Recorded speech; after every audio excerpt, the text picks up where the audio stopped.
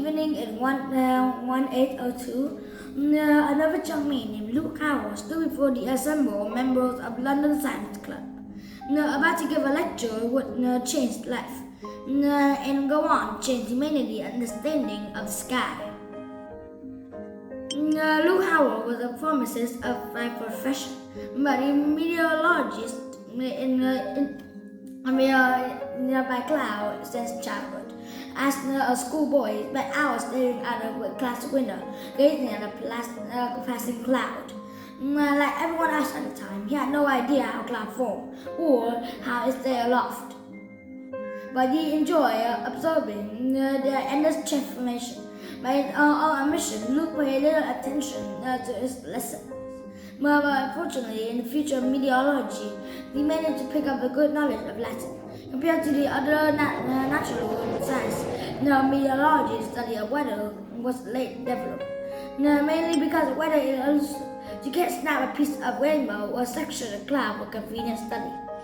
You can, of course, collect rainwater in cloud containers, but you really end up with a bucket of water.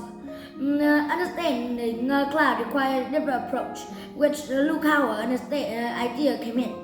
His simple insight based on years observing of clouds of individual shape, but also in a few different forms, which three principal types, which Howard gave a name: cirrus, Latin, tendril hair, cumulus, heap or pile, and stratus, layer or sheet.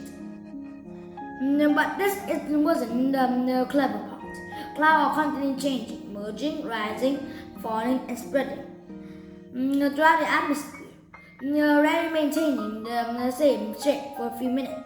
And his successfully naming system had to accommodate the essential instability, as Howard realized.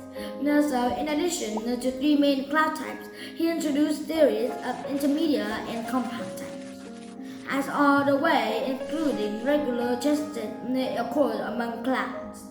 A high-speed cirrus cloud descend and spread was called into a sheet was called cirrostratus, while a group of fluffy cumulus clouds that joined up and spread was called stratocumulus. Howard identified 7 cloud types, but these since expanded to 10. Cloud 9 being the towering cumulonimbus thundercloud, which probably required being on cloud 9, which means being on top of the world. Clouds classified immediate international. German scientists wrote a series of poems praised which ended memorable line: as clouds are sent, folded, scattered, and fall, let the world think of thee who taught it all. While Percy Shelley also wrote the poem "The Cloud," which ended of how 7 clouds carries the light in turn. But perhaps the most expression response to the naming of cloud by the painter John Constable, moves back to summer in Hampton Heat, painting clouds in the open air. Once they were named and classified, clouds are more easy to understand and visible otherwise. Invisible and first, clouds are reclined up that allow us to understand of weather and climate. Perhaps the most important breakout through realizing the subject and physical laws and everything else in Earth. Clouds, for example, do not fall slowly under the influence of gravity.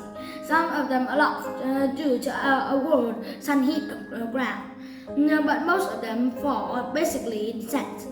The cloud or patron goddesses of idle fellow, as the Greek Demeter frequents wrote.